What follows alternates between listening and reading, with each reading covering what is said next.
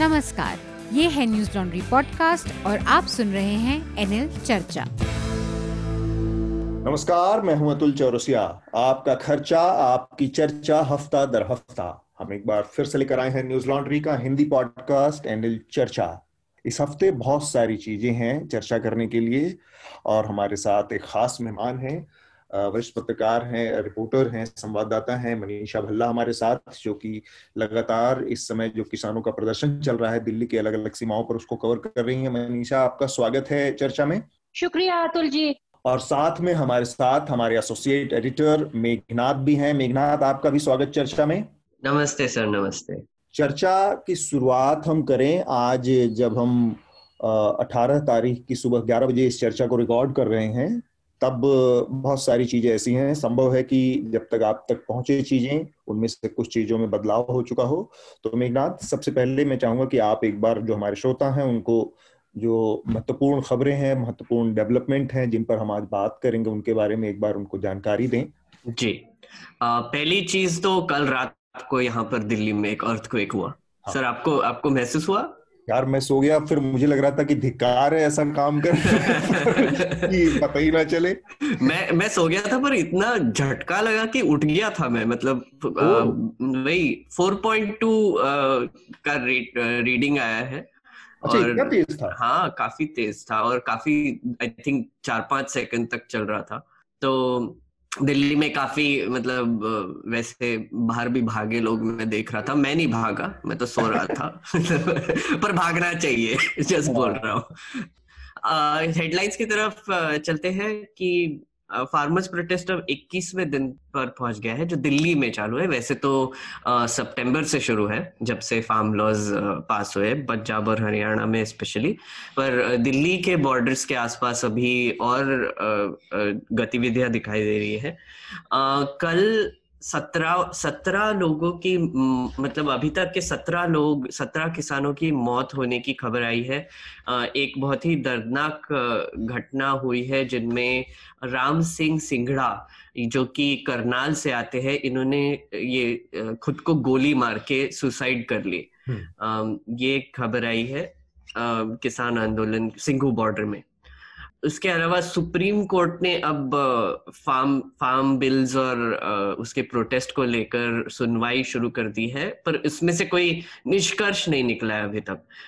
Supreme court का ये कहना है कि अभी तक तो सेंट्रल गवर्नमेंट कुछ कर नहीं पा रही है, और उनका ये भी कहना है कि ऐसे रोड ब्लॉक करना सही बात नहीं है, पर वो ये भी कह रहे हैं कि बातचीत से ही ये मसला सॉल्व होगा।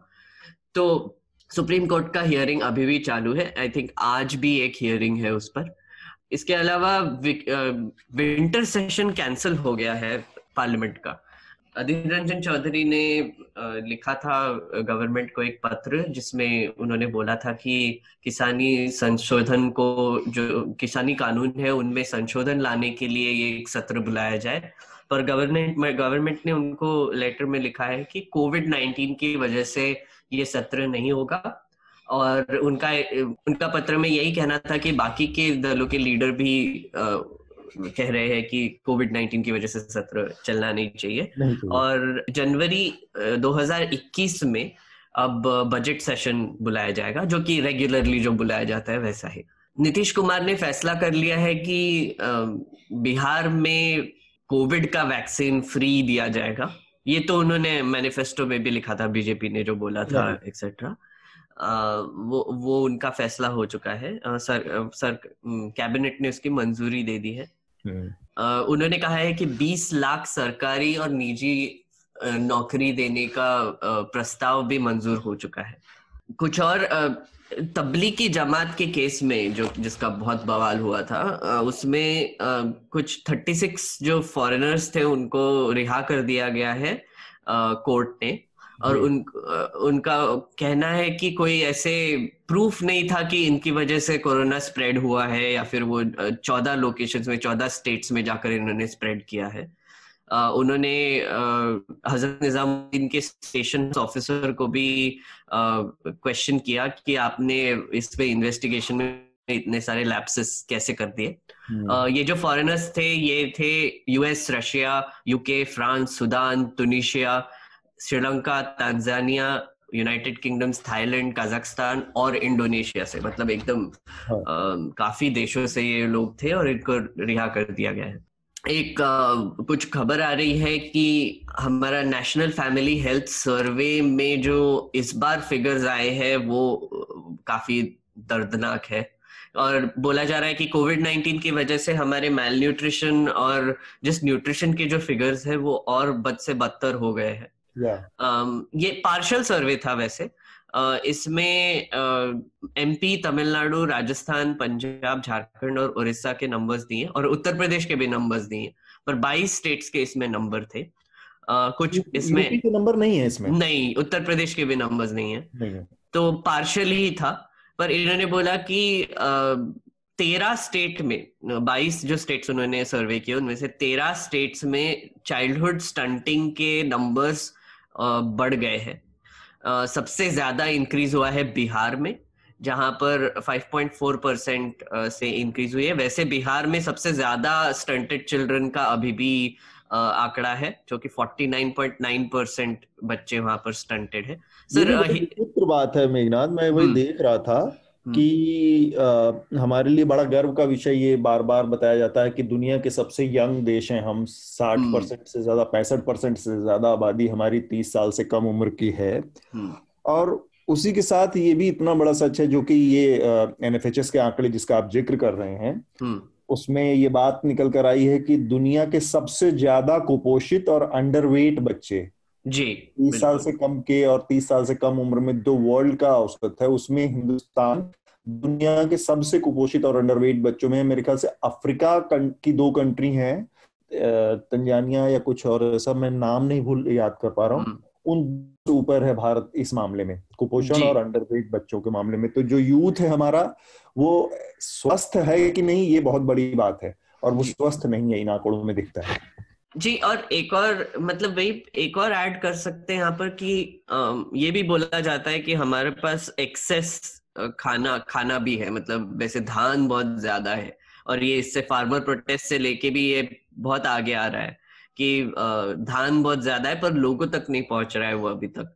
तो काफी चिंताजनक बात है। पर एक अच्छी भी बात है, वो सर्वे में ये भी बताया गया है कि डोमेस्टिक वायलेंस के केसेस, 18 साल के नीचे के मैरिज के केसेस और बैंक एक्सेस के केसेस बढ़ गए हैं, पर बाकी के दोनों कम हो गए हैं। तो ये एक अच्छी बात भी है।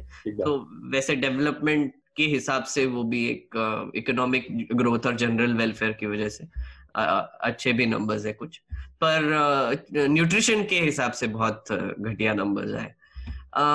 एक तो एक इंटरनेशनल न्यूज है, अभी ब्रेक्सिट का भूत फिर से मंडराने लगा है। 31 तारीख का डेडलाइन दिया था यूरोपियन यूनियन, और यूरोपियन यूनियन ने ब्रिटेन को डील करने के लिए, पर यूरोपियन यूनियन वाले बोल रहे हैं कि नहीं डील हो रहा है, हो जाएगा, मंडे तक कुछ आ जाएगा। पर ब्रिटेन की तरफ से ये बोला जा रहा है कि चांसेस कम है।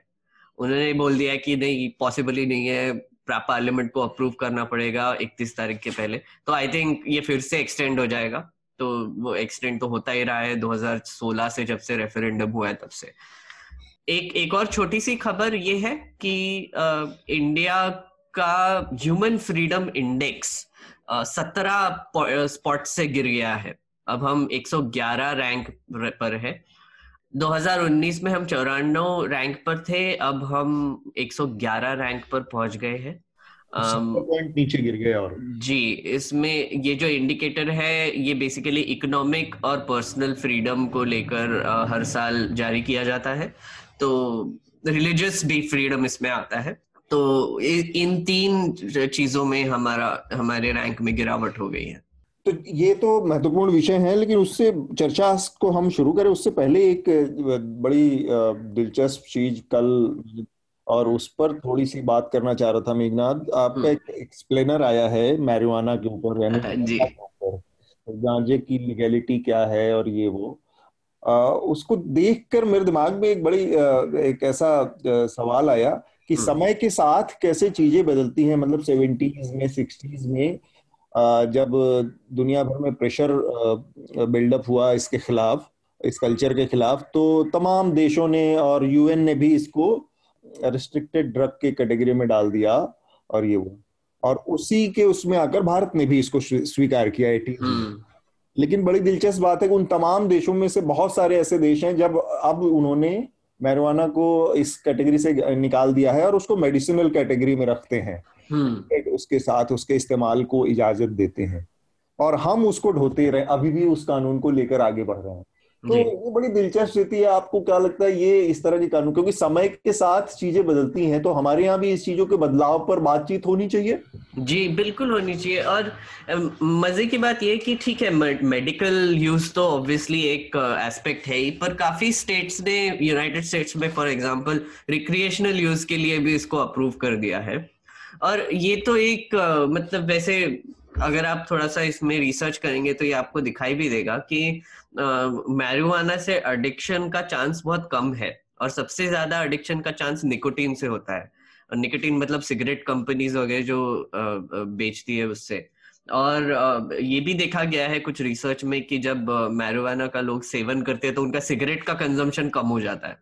तो एक लॉबिंग का भी एस्पेक्ट इसमें दिखाई दे रहा है अभी, कि टोबैको कंपनीज लॉबी करते हैं, अल्कोहल कंपनीज लॉबी करते हैं कि आप हमारे ही माल से हुक्ड रहिए, आप वो कम एडिक्टिव माल है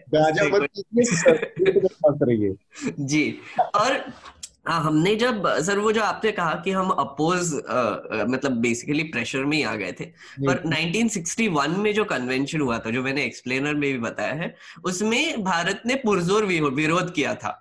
उन्होंने बोला था कि मैरिजुआना या फिर जो कैनबिस प्लांट है वो हमारे सोशियो कल्चरल एस्पेक्ट का एक बहुत ही इंटीग्रल पार्ट है, जैसे शिव जी का प्रसाद, भांग का सेवन। और बड़ी दिलचस्प बात है, हम तो जब छोटे थे मुझे याद है, तो हमारे यहाँ जैसे सरकारी शराब की दुकानें अभी होती हैं, उसी तरह से सरकारी भांग की दुकानें हुआ करती थी, और उनके बाकायदा ठेके दिए जाते थे और सरकार की तरफ से दिया जाता था। अब वो पता नहीं परंपरा है कि नहीं बची। बिल्कुल, बचपन में सरकारी भांग की भी दुकानें हुआ करती थी। सर उड़ीसा में अभी भी लीगल है वैसे, और उड़ीसा में अभी भी मतलब आपको वीड ही मिलता है सरकारी दुकानों में। मैं गया था, मुझे भी बहुत सरप्राइजिंग लगा कि वहां पर अभी भी मिलता है करके। मनीषा, आपकी क्या राय है, ये जो गांजे के प्रयोग और उसकी लीगैलिटीज का मसला है, आप कहाँ पे पाती हैं कि क्या होना चाहिए इसके साथ? इसको गैर कानूनी बनाए रखना वाजिब है? गांजे की जिस तरह की खपत होती है उसमें उसका मुझे लगता है कि गैर कानूनी उसका बनाए रखना जो है वो कितना वाजिब है ये कुछ कहा नहीं जा सकता, क्योंकि अभी हम लोगों ने मुंबई में सुशांत सिंह वाले मामले में भी देखा था। हालांकि उसमें एनसीबी का बहुत ही खराब रोल रहा था। वो एक पुड़िया 1 ग्राम 2 ग्राम 3 ग्राम में सब लोगों को उसने पकड़ रखा है, बहुत सारे लोगों को। तो उतना तो इसका ये मतलब है कि बहुत सारे लोगों के पास होता है, और हमारे धार्मिक स्थलों पर तो कई इसका बहुत दूसरी तरह से यूज होता है। बहुत सारी जो फार्मास्यूटिकल इंडस्ट्री है उसमें यूज होता है। और पंजाब में अभी वो लॉ है या नहीं है, पंजाब में एक लॉ हुआ करता था बहुत पहले कि जो लोग पुराना जो खाते थे उनको बाकायदा ये सरकारी सील और राशन कार्ड पे पुराने लोगों को ये मिला भी करता था।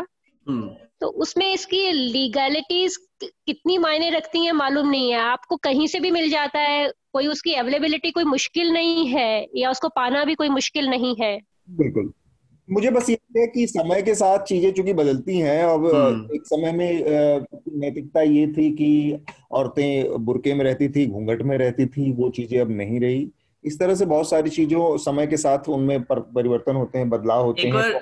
एक और मजे की बात सर कि ये जब एक्सप्लेनर में कर रहा था तो थोड़ा सा थोड़ी झिझक भी थी कि मतलब लोग इसको कैसे रिसीव करेंगे, या फिर मुझे मतलब पता नहीं है ना कि ये थोड़ा सा ट्रिकी टॉपिक है। पर अभी हम मतलब कल रिलीज किया शाम को, और अभी मैं यूट्यूब कमेंट्स देख रहा था सुबह, तो मोस्टली पॉजिटिव कमेंट्स ही है कि नहीं लीगलाइज करना चाहिए। और कुछ लोग तो ये भी बोल रहे कि अरे मैं अभी एक रोल करके अभी ये देख रहा हूँ एक्सप्लेनर। तो जैसे मनीषा ने बोला इसकी अवेलेबिलिटी तो काफी जगह पे है। तो मैंने एक्सप्लेनर में भी वही बताया कि हमारे यहाँ पर 60% डिस्ट्रिक्ट्स में ये उगाया जाता है, और ऊपर से 3 करोड़ से ज्यादा लोग दिल्ली में ही इसका सेवन करते हैं, ये गवर्नमेंट सर्वे के हिसाब से।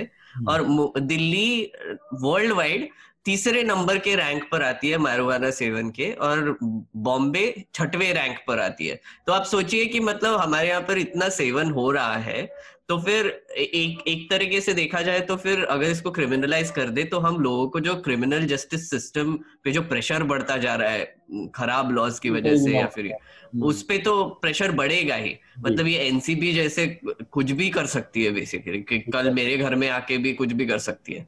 तो वही है ना कि एसेंशियली आप ये ऐसे लॉज को अगर हटा देंगे तो एक तरीके से आपका क्रिमिनल जस्टिस सिस्टम पे प्रेशर भी कम हो जाएगा, और ऊपर से जो हार्ड ड्रग्स है, जो एक्चुअली जैसे हेरोइन है या फिर मेथ है या फिर एमडीएमए जैसे बहुत खतरनाक ड्रग्स है, इन पर फिर फोकस बढ़ जाएगा, और आई थिंक इसकी ज्यादा जरूरत है। क्योंकि हम समय का भी थोड़ा सा ध्यान रखते हुए अब अपने अगले विषय की तरफ बढ़ते हैं। किसानों का आंदोलन लगातार, जैसा कि मेघनाथ ने बताया, 21वें दिन में प्रवेश कर गया है यहाँ पर, और अभी भी कोई हल की तरफ बढ़ता हुआ नहीं दिख रहा है।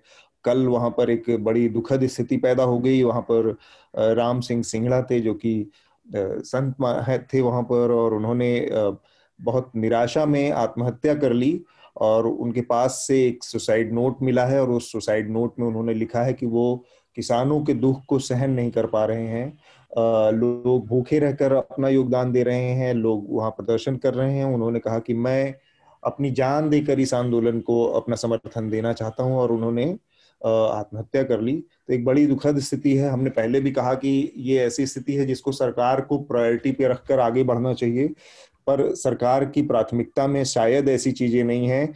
लेकिन फोटो ऑप बहुत देखने को मिल रहा है। हमने देखा कि प्रधानमंत्री के आवास से महज 40 किलोमीटर दूर है सिंघू बॉर्डर, जहां पर लाखों की संख्या में किसान मौजूद हैं, लेकिन प्रधानमंत्री नरेंद्र मोदी किसानों से मिलने के लिए 1400 किलोमीटर दूर चले गए, कक्ष वो भी वीरान जगह में, जहां कोई खेती नहीं होती, और वहां पर उन्होंने किसानों से बात की। और मजे की बात यह है कि फोटो ऑप का इतना ज्यादा चस्का है लोगों को, इस सरकार को, कि वहां पर एक तो किसानी नहीं होती, वहां पर किसान बिठाए गए, और वो किसान बिठाए गए जो पगड़ियां पहनते हैं वहां पर सरदार के रूप में। पंजाबी पगड़ी पहने हुए किसान दिखे हमें कच्छ में।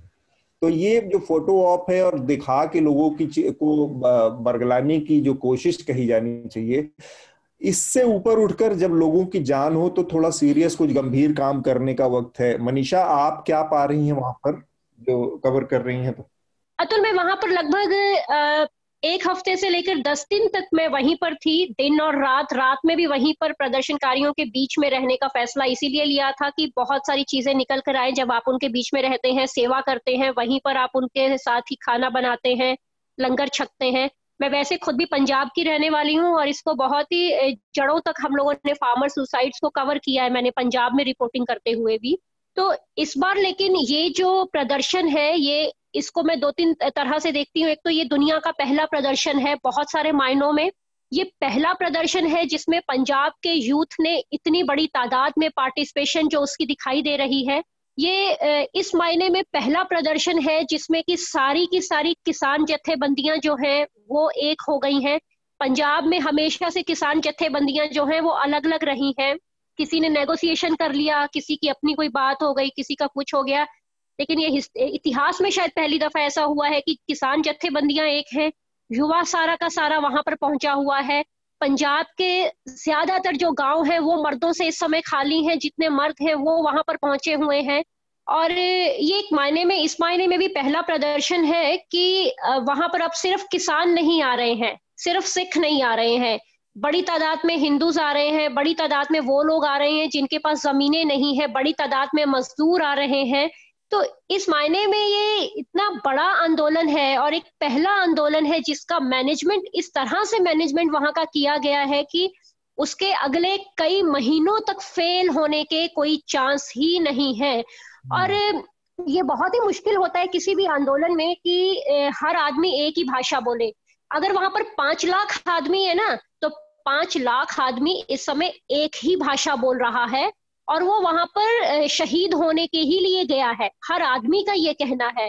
तो ऐसे जिस समय इतना ज्यादा एग्रेशन इस लेवल का हो जाए, तो मुझे लगता है कि सरकारों को बहुत ज्यादा, मतलब कि जितनी जल्द हो सके और बहुत ही उसको एक नाजुक मसला समझते हुए बातचीत है या जो भी है वो सब चीजें करनी चाहिए।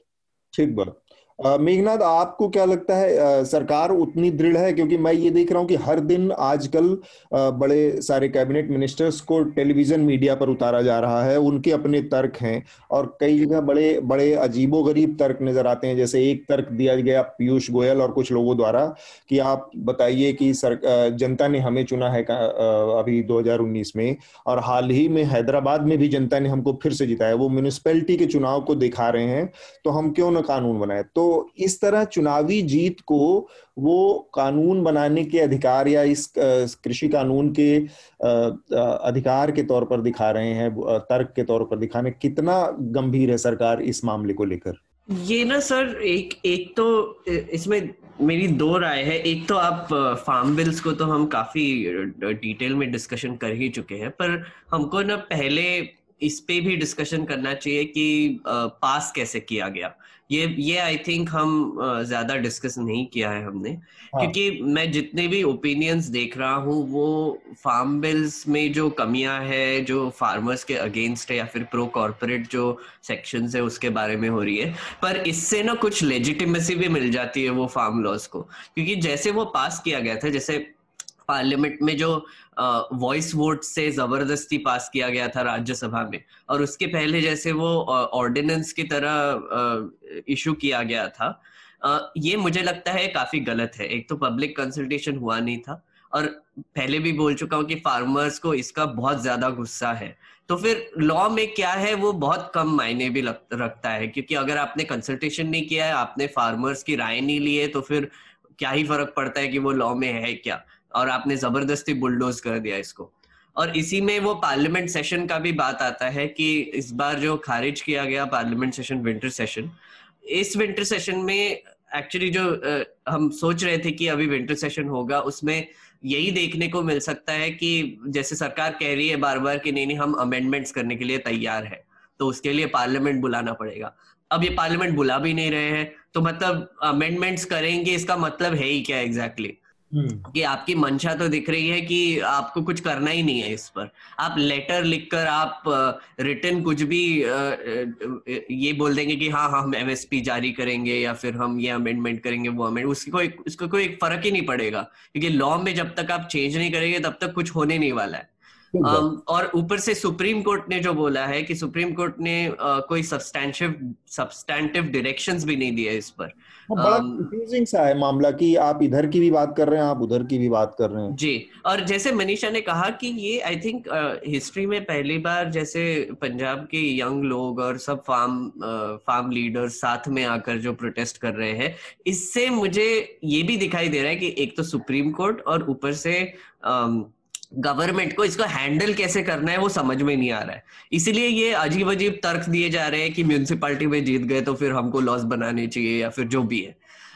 ये जो तर्क है, जितने आपको जैसे गवर्नमेंट जितनी आपको विफल दिखती है, जैसे मोदी जी गए कच्छ में। अब मोदी जी गए क्यों थे? वहां पर एक फाउंडेशन स्टोन लगाने के लिए, दुनिया का सबसे बड़ा एनर्जी पार्क जो बना रहे उसके लिए। और एक्चुअली जो पार्क वो बना रहे हैं वो बहुत अच्छी बात है। 2030 तक वो बोल रहे हैं कि 30 गीगावाट का बड़ा प्लांट जिसमें विंड और सोलर एनर्जी दोनों होगा, उसका कुछ 72,000 एकड़ जो वेस्टलैंड है कच्छ में, उसके ऊपर वो बनाया जाएगा। अब उसका फाउंडेशन स्टोन ले करने गए, वहां पर आप कुछ पंजाबी जैसे दिखने वाले फार्मर्स को लेकर आप चर्चा कर रहे हैं और फोटो आप कर रहे हैं। इसका मतलब क्या हुआ एग्जैक्टली? कि आप गए किस काम के लिए थे और आपका दिमाग कहीं और है। और ऊपर से आप यहाँ पर जो 40 किलोमीटर दूर जो फार्मर्स है वहां पर जाकर आप बात नहीं करेंगे, पर इतना दूर जाकर कोई फोटो आप करने के लिए, दिखावा करने के लिए आप कोई जमावड़ा बिठा देंगे और वहां पर आप दिखाएंगे कि हाँ हाँ फार्मर्स से डिस्कशन हो रहा है। ये तो बहुत गलत बात हो गई ना। और इससे दिखाई देता है कि गवर्नमेंट को इसको हैंडल कैसे करना है वो पता ही नहीं चल रहा है उनको कि क्या करना है एग्जैक्टली इसका। तो हाल फिलहाल में जैसे हमने सुना हम लोगों ने अभी कि टू मच डेमोक्रेसी है हिंदुस्तान ज्यादा डेमोक्रेसी आ गई है, तो उस चक्कर में ये है कि आसपास के लोगों को छोड़िए, थोड़ा दूर दूर तक मार की जाए। दूरगामी जो लंबी दूरी की मिसाइल होती हैं वो आसपास नहीं, सीधे 2000 सब कॉन्टिनेंटल वो जो होता है आर पार मार करने वाली, तो 1400 किलोमीटर दूर जाके हर किसान से बात करने की कोशिश है। लेकिन टू मच डेमोक्रेसी का एक तकाजा ये दिखा हमें कि सरकार ने विंटर सेशन ही इस बार कैंसिल कर दिया, और इसका जिक्र अभी आप कर रहे थे मेघनाथ। और ये ना बहुत मजे वाली बात है, क्योंकि लास्ट विंटर सेशन में आई थिंक हमने चर्चा पे भी इसका डिस्कशन किया था कि उन्होंने क्वेश्चन आवर सस्पेंड कर दिया था पहले। अब क्वेश्चन आवर का सस्पेंड करने का मतलब ये है कि सरकार को जवाब नहीं देना पड़ेगा। फिर उन पर बहुत प्रेशर बढ़ गया था कि मतलब सब लीडर्स ने, मीडिया ने बोला कि ये क्या बात हुई अब। तो उन्होंने बोला कि रिटन आंसर्स हम देंगे। तो ठीक है, कॉम्प्रोमाइज था। आई थिंक इस बार इनके दिमाग में यही आइडिया आया कि अब सेशन ही खारिज कर देते, फिर क्या आउटरीच करेंगे। तो एक तरीके से एक जीनियस मूव बोल सकते हैं इसको, कि जो डेमोक्रेसी के लिहाज से देखा जाए तो ठीक है, थोड़ा कट टू साइज कर दिया डेमोक्रेसी को। हाँ, एग्जैक्टली। ये और सर यही ना कि हमने लास्ट वीक भी बात की कि नए पार्लियामेंट की नींव रखी जा रही है, और ये एकदम दिखाया जा रहा है कि अरे नए भारत की नींव रखी जा रही है, एक्सेट्रा एक्सेट्रा। ये क्या कम है? और एक हफ्ते बाद आप जो एग्जिस्टिंग पार्लियामेंट है उसका भी सेशन खारिज कर दिए। और एक ही छोटा पॉइंट था कि जब कोविड-19 का आपको सबसे ज्यादा इंसिडेंसेस दिख रहे थे, जब लॉकडाउन में था, तब पार्लियामेंट सेशन हो रहा था। मतलब फिर भी कर दिया उन्होंने, फार्म लॉज पास कर दिए उसी में, और कट शॉर्ट भी कर दिया था वो सेशन। 11 दिन का ही सेशन किया था, फिर साइंडाई कर दिया बीच में अचानक। हाँ, बीच में फॉर्म लॉ पास हुआ, उनका अपना काम हो गया था एक तरह से, और उसके बाद उन्होंने उसको हटा दिया। बेसिकली वो था, शायद वो भी कैंसिल होता। और अभी जब कोविड-19 का सिचुएशन एक्चुअली कंट्रोल में दिख रहा है, जब सब खुल गया है, मूवी थिएटर्स तक खुल गए हैं, तब ये फिर पार्लियामेंट सेशन कैंसिल करने में पड़े। हाँ मनीषा, ये जो आंदोलन है इस समय जो है, ये किसान लीडर्स के हाथ में नहीं रहा है। अब ये आम आदमी के हाथ में आ चुका है, पूरे पंजाब के हाथ में आ चुका है, बच्चे के हाथ में आ चुका है। वहां पर आपको 9 साल से लेकर 90 साल का आदमी है वो दिखाई देगा। इस समय किसी तरह की, अगर कोई बीच में से जैसा पहले होता रहा है कि कोई नेगोशिएशन कोई करना भी चाहेगा वो भी नहीं कर पाएगा। तो पहली बात तो ये है कि ये किसान नेताओं के हाथ से भी निकलकर ये आंदोलन जो है एक मूवमेंट जैसे होती है, एक पूरा जन आंदोलन होता है, उसका रूप ले चुका है, पहली बात। दूसरी बात ये है कि बच्चा वहां पर ऐतिहासिक घटनाओं को कहां से पढ़कर आया है, कहां से सीख कर आया है, ये बिल्कुल नहीं मालूम है। हर आदमी की जुबान पर एक बात है कि 18 बार हमने दिल्ली जीती है, 19वीं बार जो है हम जीत कर जाएंगे। तीसरी बात यह है कि पंजाब के जमीनी हालात ये है कि बीजेपी का कोई भी लीडर यहाँ पर घर से बाहर नहीं निकल रहा है, बिल्कुल नहीं निकल रहा है। बहुत सारे मीडिया हाउसेस की उस रैली में एंट्री ही बैन है। मतलब कि मैं खुद दैनिक भास्कर का अपना ऑफिस का वो पहनकर घूम रही थी, तो बकायदा उसको आगे से पीछे से क्या नाम है, क्या ऑफिस है, कौन सा जगह है, हेड ऑफिस कहाँ है, इतनी बात वहां पर चेक हो रही है। स्लोगन्स इस तरह के हैं जो कि कभी आपका जोश ही ठंडा नहीं होने देते हैं, जैसे बच्चा चौक देंगे, जमीन पे कब्जा रोक देंगे। जो पंजाब के सिंगर्स हैं, इन्होंने इस लहर को ऐसे उठाया है क्योंकि वो जानते हैं कि यूथ है, यूथ में एग्रेशन या फिर यूथ में इस भावनाओं को कैसे जगाया जाए। बाकायदा इसके लिए जो 5-6 गीत बने थे, वो एक गीत के बोल इस तरह के हैं कि आपके वो सुनकर रोंगटे खड़े हो जाएंगे। तो इसलिए जैसे अभी मेघनाथ जी जो बोल रहे थे कि वो वहां पर चले गए हैं जो, और ये लोग म्यूनिसिपैलिटी के इलेक्शंस को अपनी जीत बता रहे हैं, इनको जमीनी हालात ही नहीं मालूम है। ना तो इनको सपोर्ट करने वाला मीडिया वहां पर है, ना इनका कोई आदमी वहां पर आसपास है, तो इनको पता कैसे रहेंगे वहां के जमीनी हालात क्या है। और एक चीज है मनीषा, यहाँ पर मैं आपको थोड़ा सा बीच में कॉन्ट्रडिक्ट करना चाह रहा हूँ। किसी भी आंदोलन में की 2 बहुत महत्वपूर्ण चीजें होती हैं। एक तो ये कि लेन देन चलता है आंदोलनों में, डील होती है, एक हाथ दे एक हाथ ले, थोड़ा सा छूट एक तरफ देता है, थोड़ा सा एक कदम पीछे एक पक्ष हटता है, थोड़ा सा आगे बढ़ता है दूसरा पक्ष, और इस तरह से लेन देन होती है। अगर लीडरशिप ही नहीं है बचेगी और हर आदमी लीडर हो जाएगा, तो उस आंदोलन के लिए ये कोई बहुत सुखद स्थिति नहीं है। तो आप जो बात बता रही हैं, एक तो उससे मुझे एक डर पैदा हो गया, डर लग रहा है कि ये आंदोलन बिना कुछ हासिल किए बिखर ना जाए, क्योंकि हर आदमी किसी आंदोलन में लीडर नहीं हो सकता। दूसरी बात ये कि एग्रेशन एक लेवल तक ठीक है, लेकिन उसका दूसरा परिणाम जो आप बता रही हैं कि उसमें अब कोई किसी को सुनने मतलब नेता चाहे भी तो नेगोशिएशन नहीं होगा, अगर नेगोशिएशन होगी नहीं तो चीजें हासिल कैसे होंगी। तो ये बड़ी आपने जो बात बताई वो आंदोलन के लिहाज से कोई सुखद उम्मीद पैदा नहीं करती, बल्कि एक डर पैदा करता है। मैं अतुल जी ये कह रही हूँ आपसे कि पंजाब में इस तरह के आंदोलन बहुत होते रहते हैं, होते रहे हैं, लेकिन हमेशा कुछ लोग अंदर से नेगोशिएशंस कर लेते थे, खराब नेगोशिएशंस जिसको कहते हैं, लेकिन इस दफा उन नेगोशिएशंस की कोई गुंजाइश नहीं है। एक तो ये बात है। दूसरा, मैं ये आपसे कह रही थी कि जो वहां के जो स्लोगन्स हैं, आप ये देखिए इस आंदोलन में अब सिर्फ सिख नहीं रहे, सिर्फ किसान नहीं रहे, मजदूर, अध्यापक, वकील, जिनके पास जमीनें नहीं है। आपको मालूम है, अकेली औरतें 2-2 महीने के बच्चों को लेकर आई हैं, 8-8 साल के बच्चों को लेकर आई है। मैंने स्टोरी किया था, सिर्फ अकेली औरतें, उनके पास तो लैंड भी नहीं है, किसी का ब्यूटी पार्लर का काम है तो किसी का फौजी का काम है।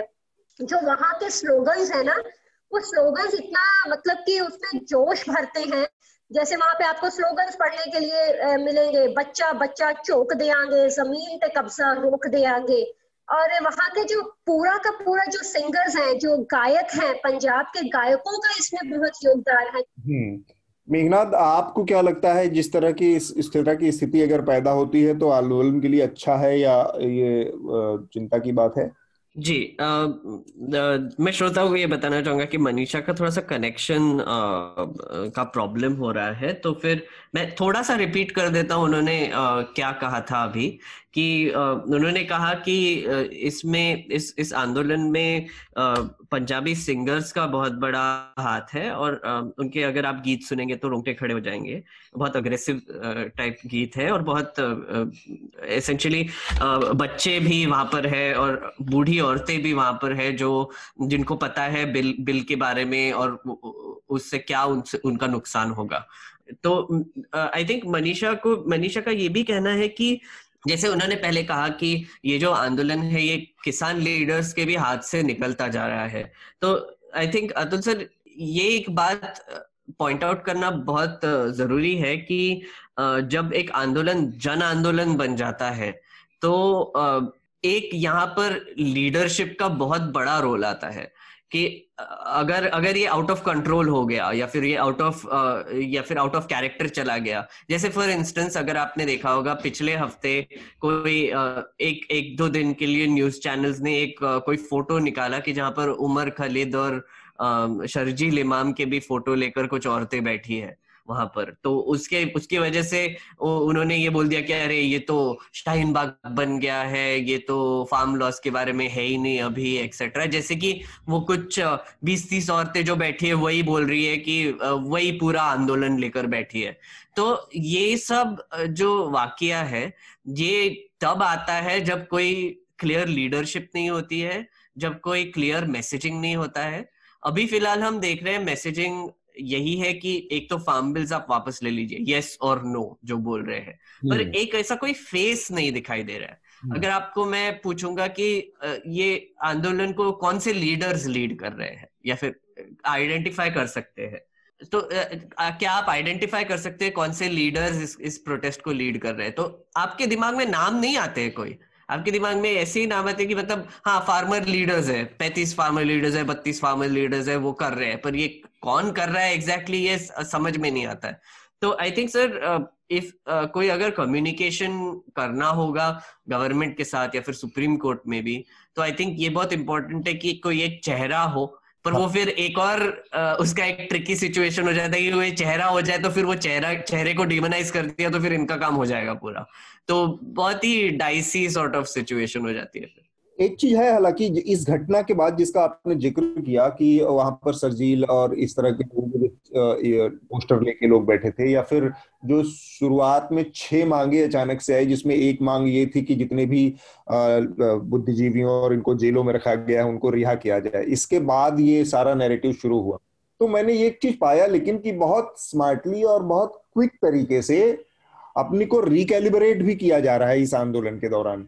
तो जैसे ये पूरी बात आई कि यस या नो, उन्होंने अब सारी जो 32 किसान पंचायतें हैं उन्होंने अब ये साफ कर दिया कि उनको किसी और चीज से नहीं मतलब है, हमको सिर्फ और सिर्फ ये 3 कानून वापस चाहिए, ये सरकार वापस ले, तो रिकैलिब्रेट करके, तो एक किस्म का कोऑर्डिनेशन तो है इसमें, वो दिख भी रहा है। जिस तरह से प्रेशर बिल्डअप के तहत बाद में NH8 से राजस्थान की तरफ से किसानों का कूच हुआ सेकेंड अटेम्प्ट में, तो उससे प्रेशर बिल्डअप ये एक कोऑर्डिनेशन के तहत ही हुआ है, तो वो है। लेकिन हाँ, शुरुआत में चीजें डिरेल हुई हैं, वो चाहे इस तरह की मांग हो कि भीमा कोरेगांव वाले मामले से जुड़े लोगों, वो एक बहुत जेन्युइन मांग है, बहुत एक वैलिड मांग है। उसमें तो हमारी जुडिशरी के लिए भी बहुत शर्मनाक स्थिति है कि ऐसे लोगों को 2-2, 3-3 सालों तक आप जेल में रख रहे हैं, जिनकी ना तो सुनवाई हुई है, ना चार्जशीट है, आप उनको बेल जैसी, जो जमानत जैसी जो बेसिक राइट्स हैं, उससे अब वंचित रख रहे हैं। तो ये हमारे सुप्रीम कोर्ट, हमारे जुडिशियल सिस्टम के ऊपर भी बहुत बड़ा सवाल है।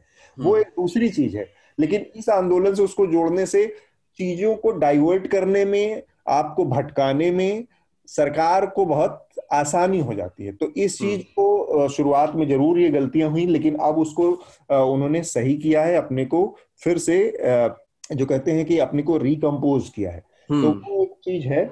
पर सर ये रिकम्पोजिशन फिर भी मुझे लगता है कि जैसे जब तक मेन स्ट्रीम मीडिया, जो लेगेसी मीडिया है, वो इनको डिमोनाइज करती रहेगी, तब तक मुझे तो लगता है कि जो मासेस में जो सेंटिमेंट है, जैसे वहां पर जो लोग बैठे, मैं भी जाकर आ चुका हूँ, आपने भी देखा है, हमारे रिपोर्टर्स भी वहां पर है, वहां पर देख रहे हैं, वो कोई बहुत ही अलग सा पिक्चर है। जैसे मनीषा ने कहा कि गवर्नमेंट को भी शायद कोई ग्राउंड से इनपुट से नहीं मिल रहे, क्योंकि वहां पर उनके लोग जा ही नहीं पा रहे। तो ये भी एक बात होगी कि कोई दो दुनिया में कुछ और ही हो रहा है, ऐसे ही लगने लगा है कि मतलब एक दुनिया में ऐसा चल रहा है कि गवर्नमेंट बोल रही है कि नहीं, इनके हितों की बात हो रही है, ये बहुत जिद्दी है, ये कुछ सुन नहीं रहे हैं, ऊपर से हेडलाइन मैनेजमेंट चालू है। और दूसरी बात, दूसरे साइड में आप देखोगे जो प्रोटेस्ट साइट है, वहां पर ऑब्वियसली इमोशंस हाई है, वहां पर बच्चे आ रहे हैं, वहां पर बूढ़े आ रहे हैं, वहां पर बता रहे हैं कि हमको क्या चाहिए, पर वो कोई सुन नहीं रहा है एक दूसरे की। तो इस मसले का हल कैसे होगा, वो मुझे अभी तक समझ में नहीं आ रहा है। मेघनाथ कि जैसे आप कह रहे हैं ना, सरकार असल में अपने एक तय किए हुए ढर्रे को अपना रही है, एक तय फार्मूले को अपना रही है, जिसके अतीत में सफलता मिलती रही है। मीडिया को मैनेज करना, हेडलाइन को मैनेज करना, मेन स्ट्रीम मीडिया के जरिए एक नैरेटिव बिल्डअप कर देना, तो वो उसी फार्मूले को फिर से अपना रही है इस आंदोलन में भी, जिससे उसे अतीत में सफलताएं मिली हुई हैं। लेकिन इस आंदोलन ने इस एक चीज को भी स्टैब्लिश किया है कि उसने मेन स्ट्रीम मीडिया को भी बुरी तरह से एक्सपोज कर दिया, लेगेसी मीडिया को।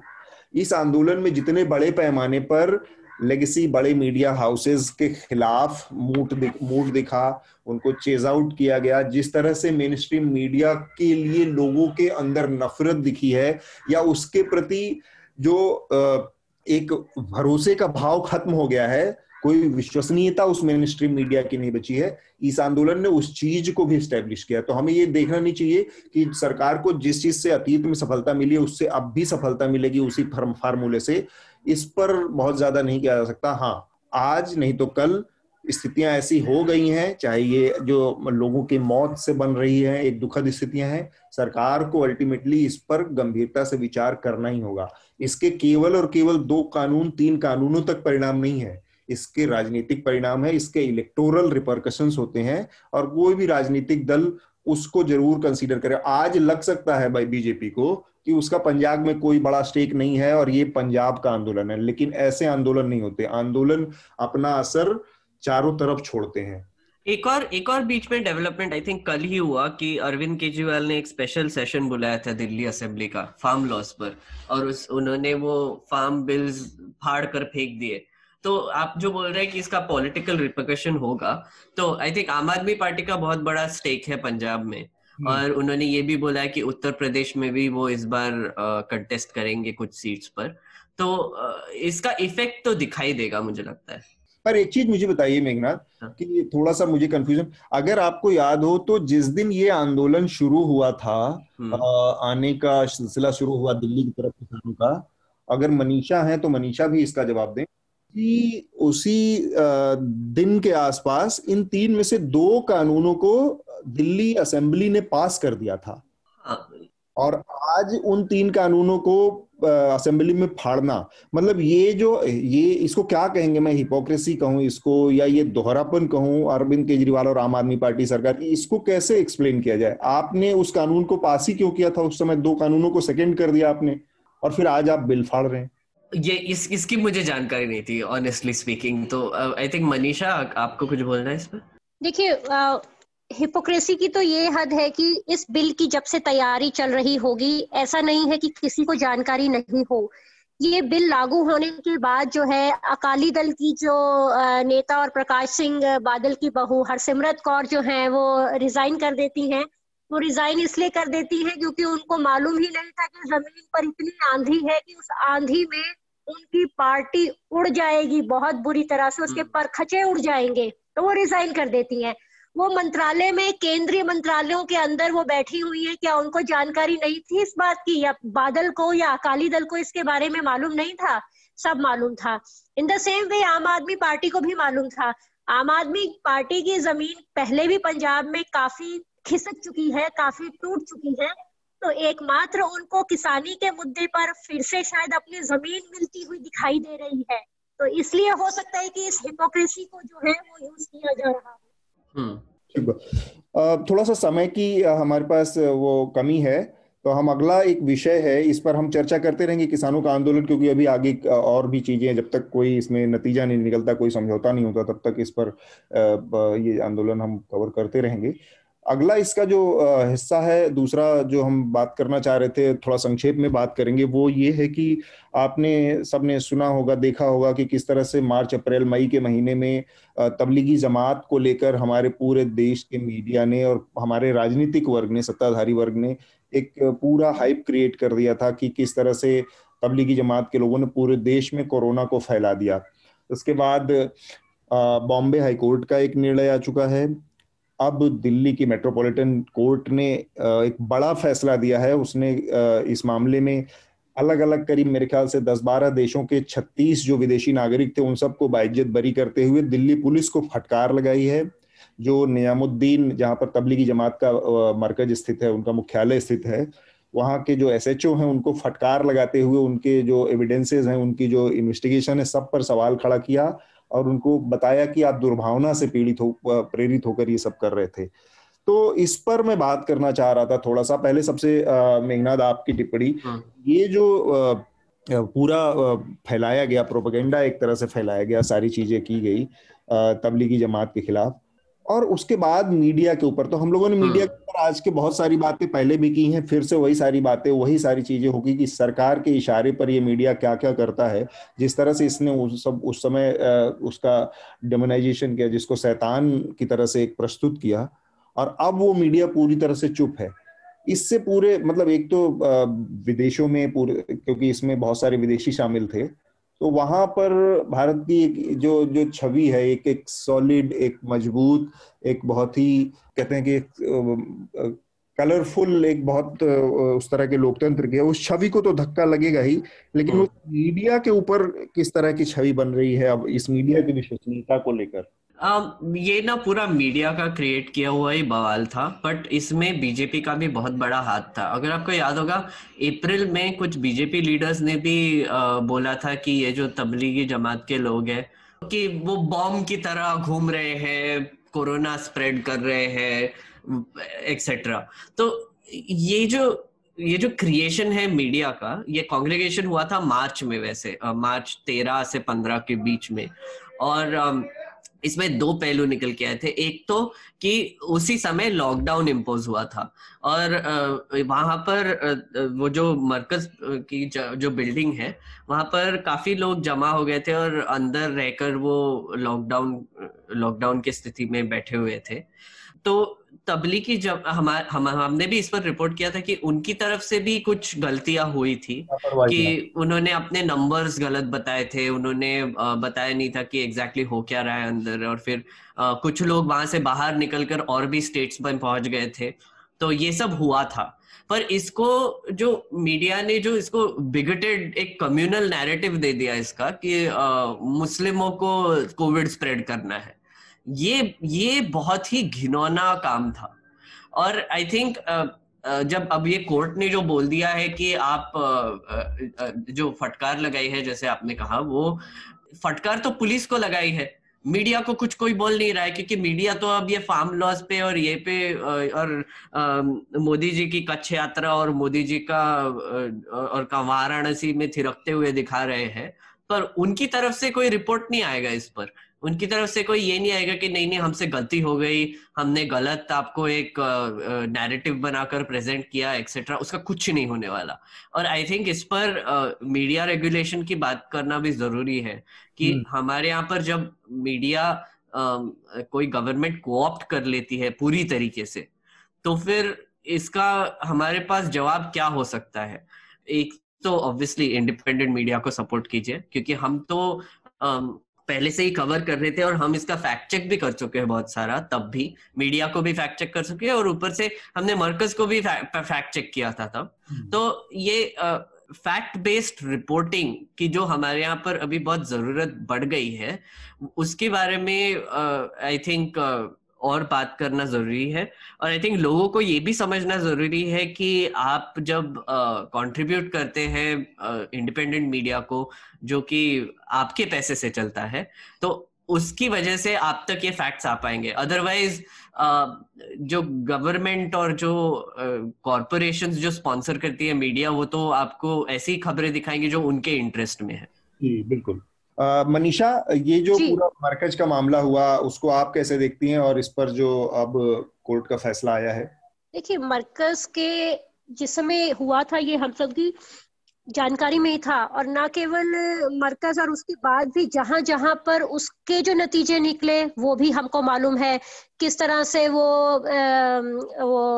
बीजेपी का झंडा लगाकर कुछ सब्जी वालों ने सब्जी बेचना शुरू किया, आधार कार्ड देखे गए, जावेद के खेत की है या फिर ये जाफरी के खेत की सब्जी है, कितना उसके खराब नतीजे निकले। तो इस तरह की रिपोर्टिंग का एक सबसे बड़ा नुकसान ये होता है कि जब ऐसी रिपोर्टिंग हो रही होती है तो बड़ी हाइप पे होती है और देश के बच्चे बच्चे को पता लग जाता है। लेकिन अभी जो अदालत का फैसला जिस तरह से आया है, उसको मीडिया उतने ही बड़े स्तर पर नहीं दिखाएगा, तो हमारे दिमाग में छवि जो है वो पहले वाली ही रह जाती है सिर्फ और सिर्फ।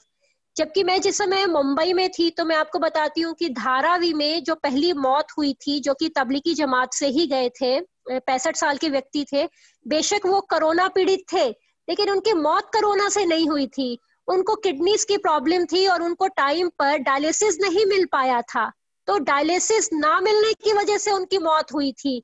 तो ऐसी मौतों को भी मीडिया ने ये बता दिया कि ये तो तबलीगी जमात के सेमिनार से गए थे, इसलिए इनकी जो है इन्होंने कोरोना फैला रहे हैं, इनकी मौतें हो रही हैं। तो ग्राउंड रियलिटीज कैसे हम लोग दिखा पाएंगे?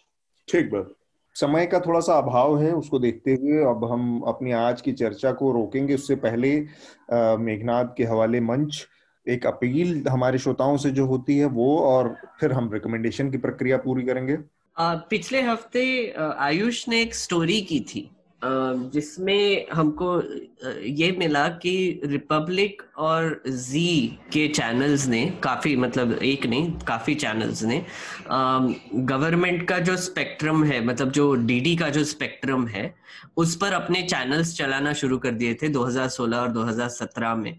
और इसके लिए कुछ 52 करोड़ रुपए का उनको ऑक्शन करके जो पैसा देना था वो उन्होंने नहीं दिया।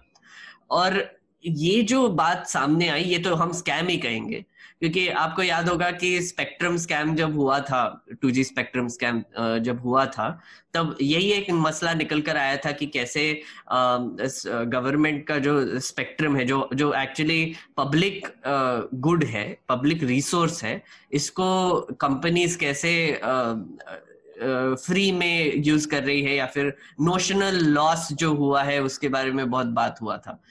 तब उस पर बहुत बात हुआ था, पर इस बार जब हम देख रहे हैं कि मीडिया चैनल्स ने भी वही किया और ये गवर्नमेंट फ्रेंडली मीडिया चैनल्स ने किया, तो फिर इस पर एक चूं भी नहीं हुई।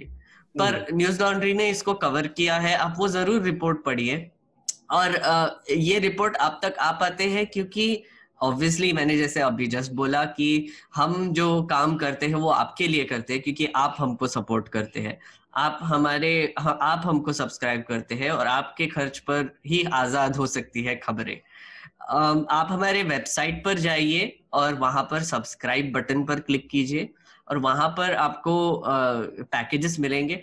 और हमारा सबसे लोएस्ट पैकेज है वो 10 रुपए दिन का आप देंगे तो हमको काफी सपोर्ट होगा उसका। और एक चीज मैं बोलना चाहूंगा हमारे श्रोताओं के लिए कि अब आप जो ये पॉडकास्ट सुन रहे हैं वो आप हमारे वेबसाइट पर भी सुन सकते हैं। आपको राइट साइड में एक माइक का आइकॉन दिखेगा, उस पर क्लिक करेंगे तो आपको एक पॉडकास्ट प्लेयर खुलेगा। और ये जो पॉडकास्ट प्लेयर है वो हमने इंटरनेशनल स्टैंडर्ड्स का बनाया है। इसमें आप स्पीड बढ़ा सकते हैं, इसमें आप क्यू कर सकते हैं, इसमें आपको कौन से चीज का चर्चा कहाँ पर हुई है उसका टाइम कोड भी मिलेगा, तो आप स्किप भी कर सकते हैं। तो जरूर ये आप ट्राई कीजिए और हमको थोड़ा सा फीडबैक भी दीजिए। contact@newslaundry.com पर लिखिए हम हमारे लिए एक तो हमारी चर्चा कैसे लगती है, हमारा काम कैसे लगता है, उसका भी हमको जरूर फीडबैक दीजिए।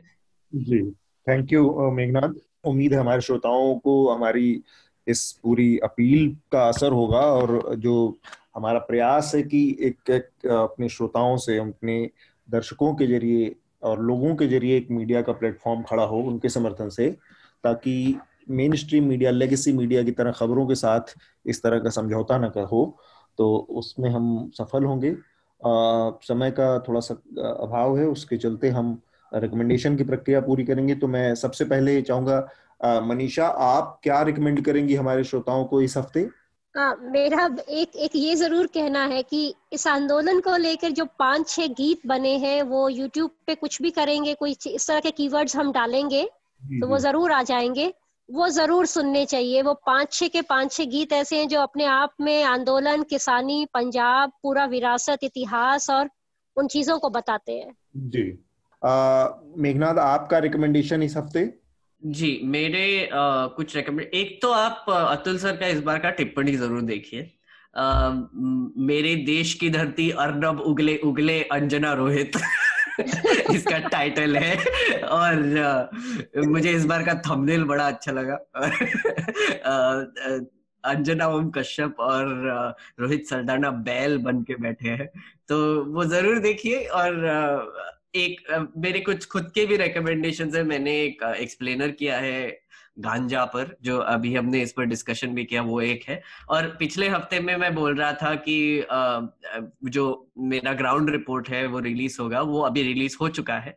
फार्मर्स आंसर डम क्वेश्चंस, हिंदी और पंजाबी में काफी है और थोड़ा सा इंग्लिश में भी है, तो जरूर देखिए उसको भी।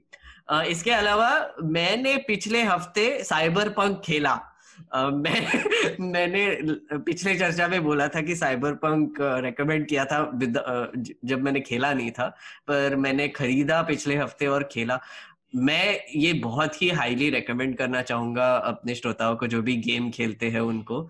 बहुत ही प्यारा गेम है, बहुत ही एंगेजिंग गेम है, और जो वॉइस एक्टिंग और स्टोरी लाइन है वो बहुत ही बढ़िया है।